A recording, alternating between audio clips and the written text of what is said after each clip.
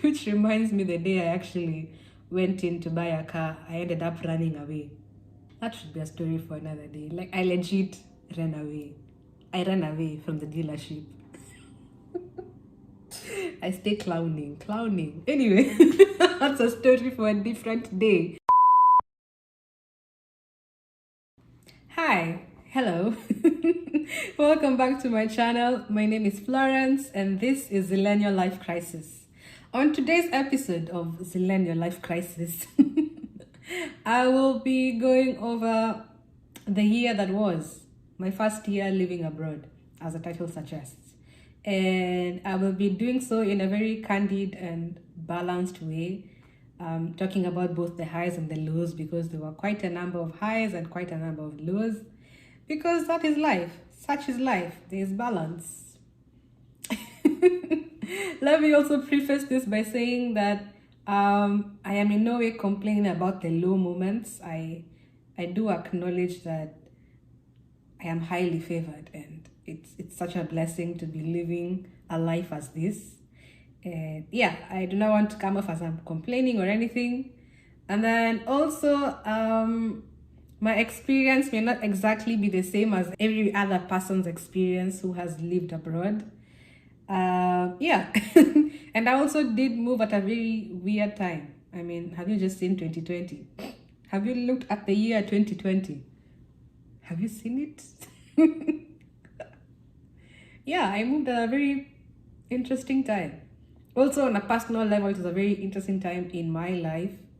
So yeah, it's a very personal experience, and that's why I'm putting all these disclaimers, because I don't want it to sound like I'm telling you your first year abroad will look like this, or everyone's year abroad looks like this, or I don't even know why I need to keep giving 1 million disclaimers, but the internet is weird, so you have to keep giving disclaimers. End of disclaimers, and let's begin the candid conversation. What I'll do is I will walk you through a timeline for the year that was. So from October probably till now, which is November. Today is November 21st. Countdown to the holidays. So I'll just give you like a timeline, walk down, and timeline, walk down. That does not sound grammatically correct. We shall walk down my timeline and I'll tell you the things that are happening, the things I was going through, what I was feeling, and my reflections now in retrospect. Cool? Cool. Let's dive right into the video. Pam, pam, pam. I don't know why I always do that. Where did this pam, pam, pam thing come from? Florence. So I moved here in October 2019, October 2nd to be precise. And my first day at work was October 7th.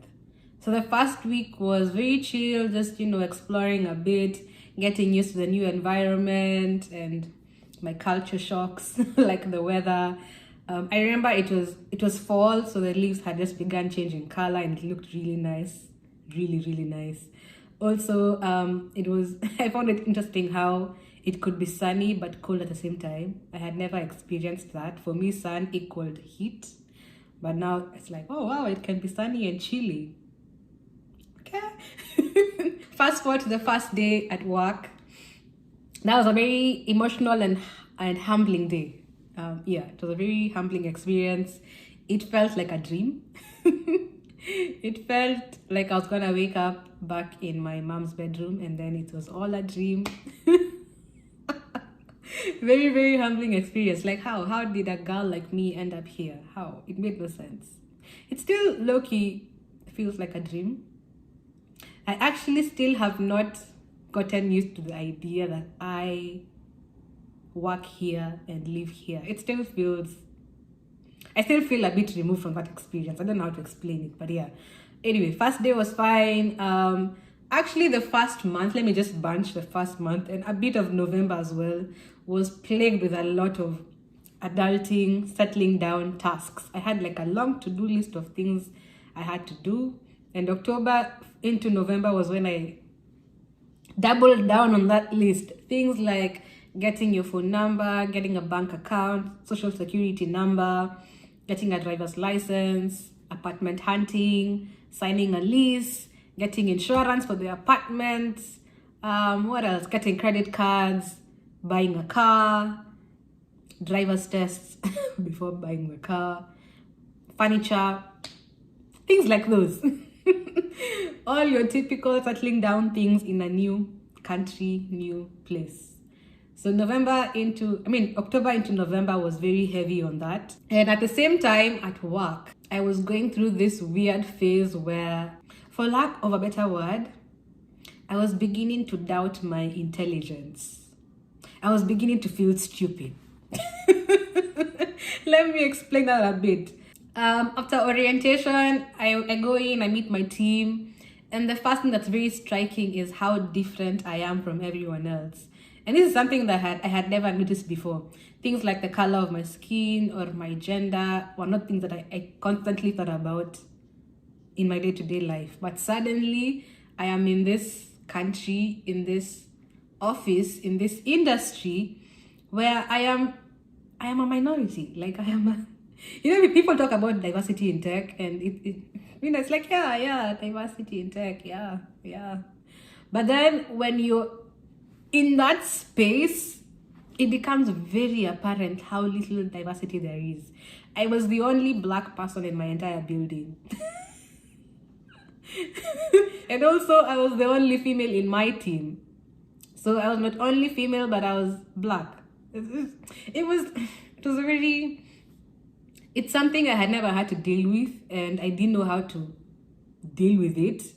And then over and above that, I was from Kenya, and I was a new graduate from Kenya. So my team had a lot of senior people, like lots of principal software engineers, senior software engineers, and even like the normal software engineers were folks who had studied like in the US at top universities. So you have your Stanfords and your MITs and your Harvards. And then there's this girl from University of Nairobi just prancing in. Bro. I can tell you for a fact, for the first 2 months, I was lost. I was lost at work. I was lost. It was so bad that we would have meetings where I would understand absolutely nothing. Absolutely nothing. Nothing. A meeting would go on and I wouldn't even tell you what you were talking about during the meeting. And I don't want to say it's because I was stupid at anything. It's just because there were just too many things that were new to me. First of all, the company is a very big company. And therefore, the scale at which projects are done was something I had never interacted with. So there was that. The language that they were using, the programming language that they were using was new to me, C#. I had never used it before. The space in which they were operating was new to me. What else? The tools they were using, oh my goodness, there were so many internal tools that I really had no chance of knowing. Like, there's no way, because they're just internal company tools. There is no way I had a chance of knowing how to use them.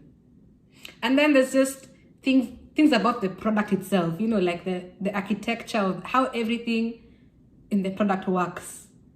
Its architecture, how pieces move together. I mean, let me just say, the first 2 months, I was so damn lost. I felt so stupid. I felt so out of place. I would feel inadequate. Cue in your imposter syndrome. I questioned whether I was just a diversity hire. I questioned whether everyone else around me felt the same way.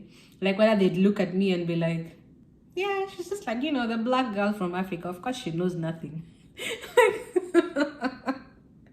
Saying it now, it sounds ridiculous. And I remember when I joined my first week, my first one-on-one with my manager, he told me it takes about a year for you to settle down into your new role.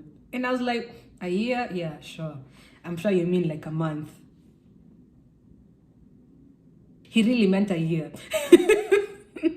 He really meant a year, because I can tell you now for a fact, a year later, now is when I'm beginning to feel like I'm getting my groove at work. A year later. But Florence didn't know that. Florence was expecting in 2 months she should be, finessing people. I was humbled. It was so bad that I actually booked my flight back home in October. Like my first paycheck came, and among the first things I did was book a flight back home for December. However crazy that was. I didn't even have enough leave days. I had to finesse my leave days, but it is what it is. So December comes around. I am somehow beginning to get my groove, but not quite yet. I still feel very inadequate. I'm still dealing with this huge imposter syndrome. I'm still dealing with this feeling of being different from everyone else in my team. And it's beginning to pile up. And then amongst the first weeks of December, I lost my grandma. And so on top of everything else that was going on, I began now having this sense of being removed from my real life. It became very apparent that I'm in a new country, away from all my loved ones. And someone passing away made it very clear how removed I was from my life, because it made it very clear that I could be here and someone I really love could pass away and I wouldn't have the chance to say goodbye. And there's nothing I can do about it. That became very apparent, and it began making me question everything even more. It's like, should I just quit and go back home? What is this? What did I sign up for? Who was I thinking I was? Why did I apply for this job? Why did I think I was competent enough to come and work at this big company as a software engineer? Who was I fooling? Who? So anyway, fast forward, and I go home in December around Christmas, and yeah, it was chill. I loved being around my family again, and in January, I was working from home for the first 2 weeks. So I was working remote with a very big time difference. And I think that's about the time when I finished my first big task. I mean, I had done like smaller tasks, but in January is the first time I finished a very huge task by myself. And whew, did that feel good? That felt very good. That was reassuring. But January, that's like 3 months down the line. If someone would have told me it would take me 3 months for me to finish one substantial task, I wouldn't have believed them. I'd have been like, no, it just takes a week or 2 weeks. What do you mean 3 months? Anyway, so fast forward, I come back. I was thinking that now, since I have finished one substantial task, that my work life would become a lot, like I was thinking I had sunk into my groove and things just begin falling into place after that. But they really didn't. It felt like the next task I was given, it's like I had just moved back to square zero, because it's a new task in a new area that I didn't know, in a new language that I don't know. And it's like, okay, so I am back to square zero where I know nothing. I feel stupid. Everyone else around me seems to know their shit. Everyone else knows what they're doing. Everyone else is winning, finessing. And I may be laughing now, but Jan, Feb were probably my darkest months in this year. Yeah, those were bad months. Those were really bad months. I remember coming back home and writing in my journal how I was struggling, and I'd call my someone special, hi someone special, shout out, and vent about how work is stressful and how I feel incompetent. I feel like I'm not making progress. I feel like I'm not finishing my tasks as quickly as I'd like. I feel like everyone else is judging me for it. They weren't really judging me for it. It was all in my head, but you know the way things in your head can get very loud. So in my head, I knew everyone was judging me. It got so bad at some point I would skip the daily morning scrum because I felt like I didn't have an update and I didn't want to go and stumble over my words and look stupid. So I would just skip. I would basically run away. Yeah, Florence would run away from morning stand-up. And if that wasn't bad enough, it got so bad that I'd have to leave the office at 9 p.m.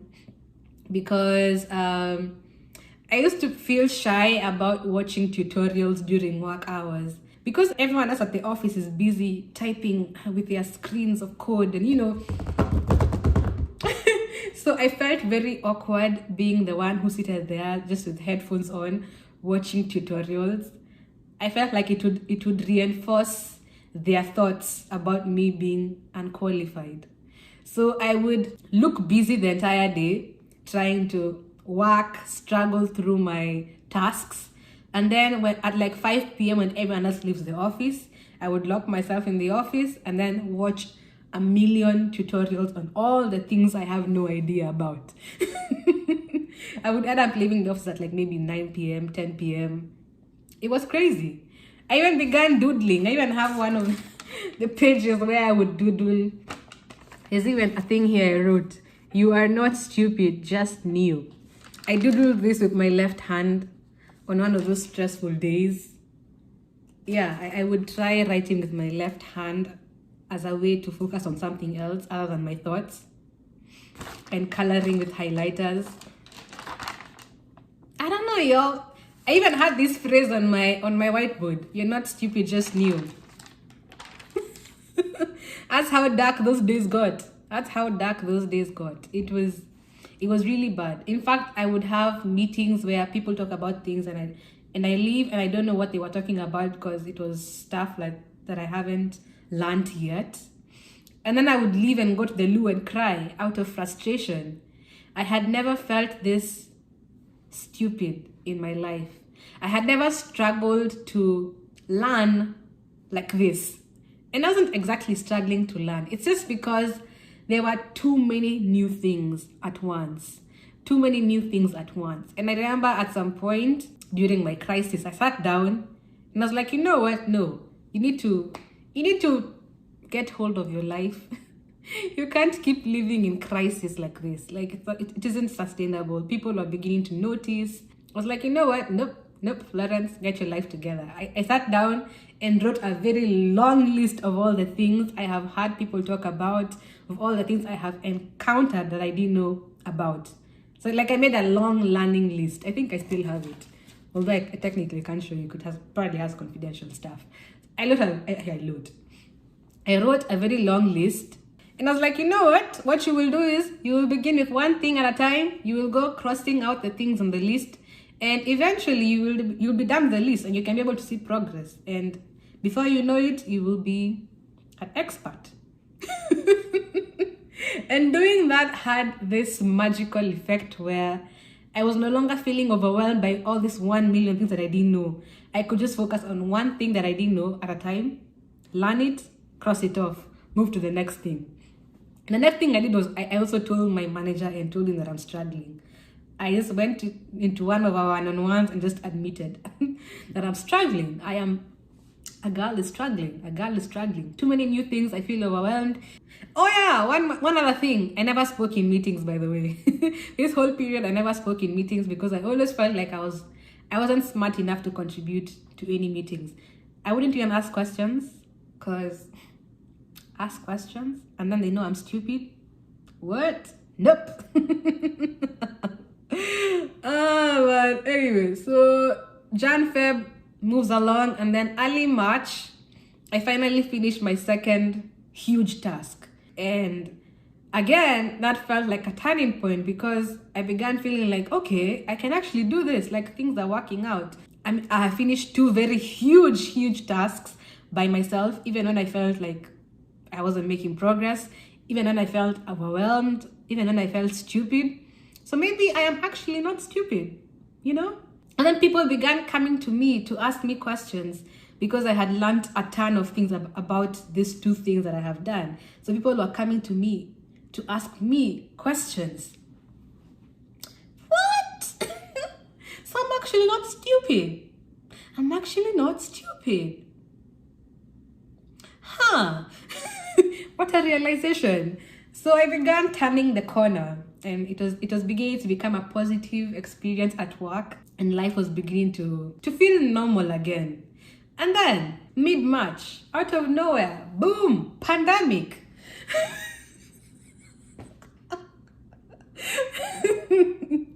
This year has just been a roller coaster. And initially, when the pandemic hit, I wasn't necessarily as scared. The working from home thing was something I enjoyed, to be honest. I am an introvert. I love being alone. So working from home was like a bonus for me. I now could be myself 24/7. I could scream if I feel like screaming. I could watch tutorials the entire day if it's something I need to learn without feeling like people are watching me and judging me. So I was here for all the working from home. But then after a while, when you begin seeing the numbers going up, you begin watching news every day, and there's new scary things every day on the news. You go to the supermarket and there's no tissue, all the food is gone, and it's like, okay, what's going on? Is the world ending? Is this how I die? And I'm away from everyone else I know. I am literally living alone. Yeah, it got very scary, and my thoughts are not normally very nice. Yeah, living in my thoughts is not a very healthy place. Then April comes along, and it's still, working from home, whatnot. By this point, I've already gotten my groove at work, ish.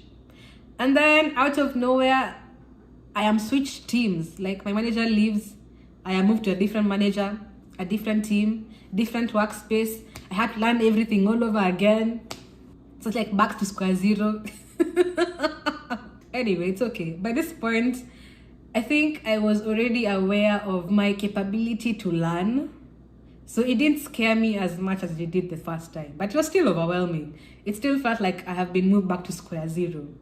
Anyway, so yeah, April comes along. I changed teams. It wasn't a very drastic change.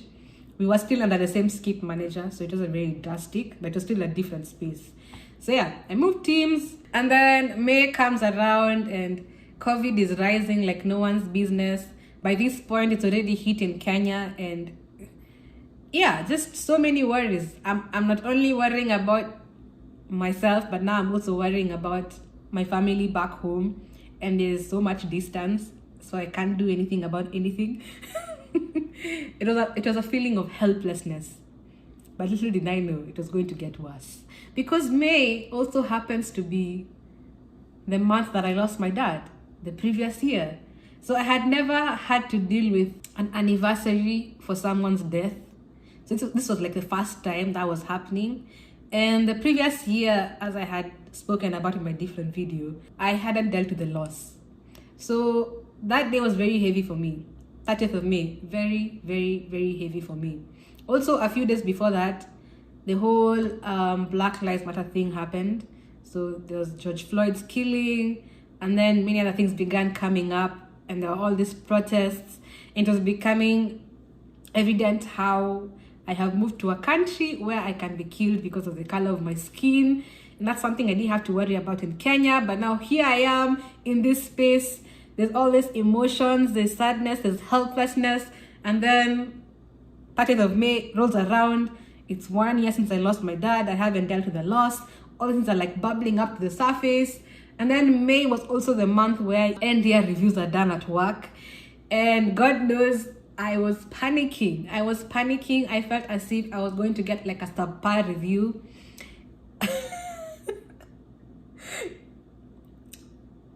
Can you tell I was overwhelmed? Can you tell a girl was overwhelmed? Because a girl was overwhelmed. Anyway, so after that whole cloud of events happened, I remember taking 2 days off work because I wasn't in the correct headspace. I just needed a break. And it was very helpful. I just sat in the house and did nothing. It was the best 2 days of my life so far. Like, in that period, in that month, those 2 days were like the best 2 days of my month. So yeah, I learned that taking breaks sometimes is important. We move on to like June. By June, I have ramped up in my new team, my second team.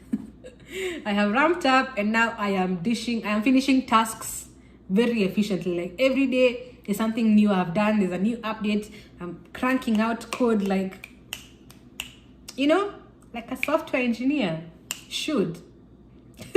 And I was beginning to feel as if I'm getting my groove again, I'm settling into this new team that I've just been moved to.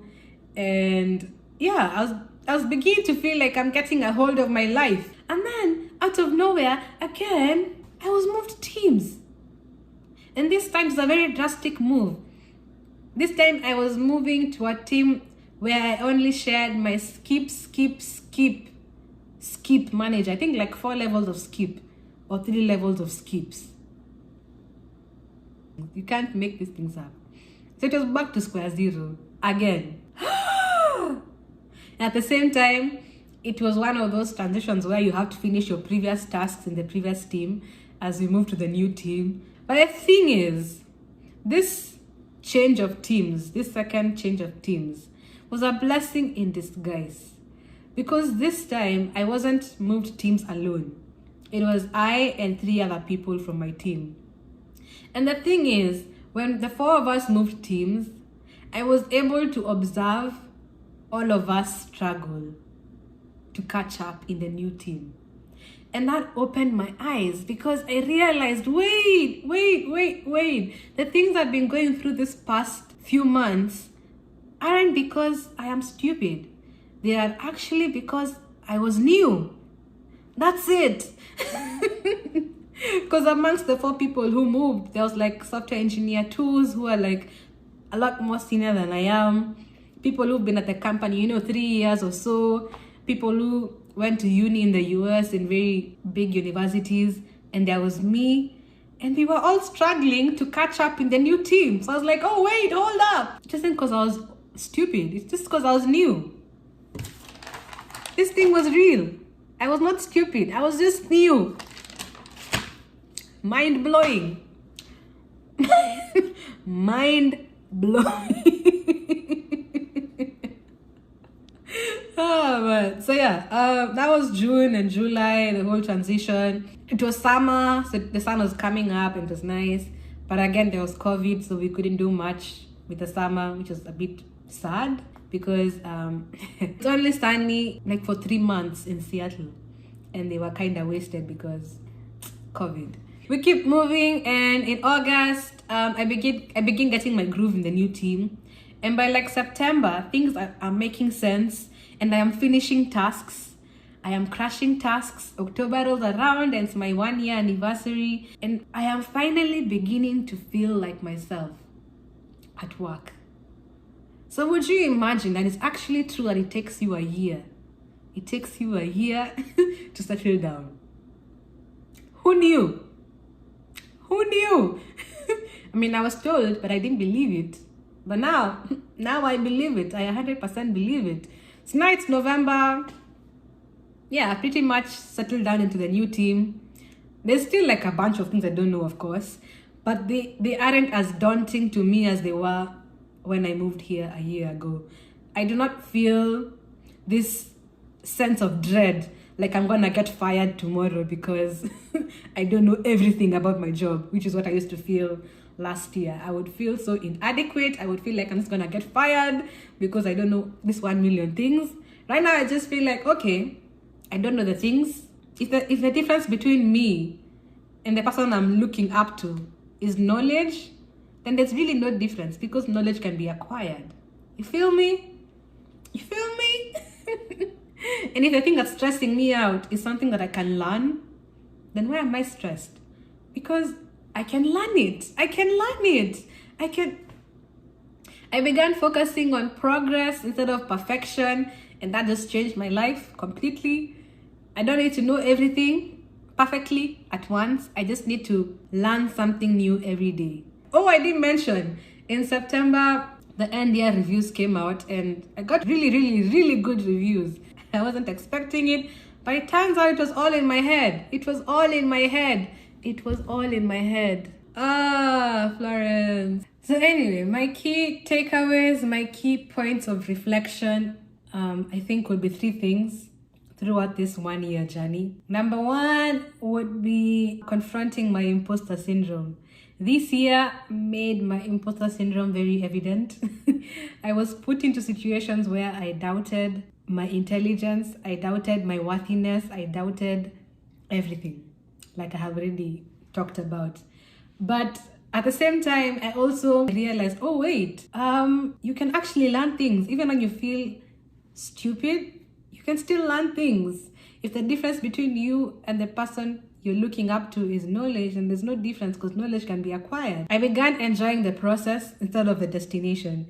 And this is because of all the changes that happened between teams. I moved teams 3 times. So if I focused on mastering one particular field, it would become very frustrating, because as soon as you felt like you've mastered that one thing, they move you to something else, and then you have to begin again from scratch. So if you begin enjoying the process, loving the process, finding your joy from the process instead of the goal, then even if you move teams just when you're about to hit the goal, it won't be frustrating because it's still part of the process. Something else, my second point of reflection would be adulting is hard. I know this is nothing groundbreaking, but adulting is hard. This 1 year, I have had to do a lot of adulting things. I feel like I was thrown into the deep end. Like someone just took me and shoop into the deep end of adulting. And I have just been trying to learn how to swim in this adulting thing. Adulting is difficult, but it's manageable. It's manageable. You shouldn't let it stress you. And then the last thing that I have been dealing with, but I still haven't surfaced out of it, I'm still kind of drowning inside it, is a feeling of guilt because of my privilege. Let me explain. These feelings of guilt began getting a lot more pronounced during this whole COVID period, because the period has come with a lot of layoffs, people taking pay cuts, companies closing, people losing livelihoods. And being an immigrant in this country, there's always this feeling, like an unspoken feeling, that you're taking someone's job. I don't know how to explain it, but there's no other way to say it except that. When all these things were happening, and on the news, you see, I don't know how many millions of Americans filed for unemployment. And then there's you from your country, in Africa, at this job, and in this particular industry in tech, which has been doing really well during this period, and there are no layoffs, and there's nothing really that you've done differently from someone else who worked hard to get a job, like in an airline. You get, it's become very evident how there's a bit of favor. It's like, the privilege has become very evident, and it has come with an overwhelming feeling of guilt. I feel guilty for being where I am. I feel guilty of having the privilege that I have, and I've not yet been able to come out of that, so I'm still battling that. That's my current battle right now. And yeah, so hopefully the next time I talk to the camera, hi future Florence, maybe you will have figured out how to deal with this weird guilt. I don't even know where it comes from. I don't know. I really don't know. I just know I feel it a lot. But yeah, I made this video, so when I watch it back in a few years, I can see how far I have grown, how far I have come, the many things I have learned, the many things that life has thrown at me and I have overcome. So when future Florence sees this, when she's going through something else, she can be like, oh wait, past Florence went through this and this and this, and she overcame. So she can overcome the current things as well. So hi, future Florence, I'm rooting for you as well. Go girl, you're killing it. You're killing it. And also, I don't know, maybe someone else in the world is going to relate to my life and its ups and downs. It might not be the exact same experiences, but this is life, man. This is life. And I'm just proud of myself. I'm just gonna throw that in there. I'm proud of myself. I'm proud that I have somehow managed to get through this 1 year. And I'm looking forward to December and the end of the year and the new year in 2021. Hopefully it will be a year of restoration. I honestly don't know. I'm hopeful. But above all else, I am grateful. Whew. It's a lot of talking. Anyway, that's it guys for this video. I hope you picked up something. I hope you enjoyed it. Maybe, I don't know. And until next time, bye.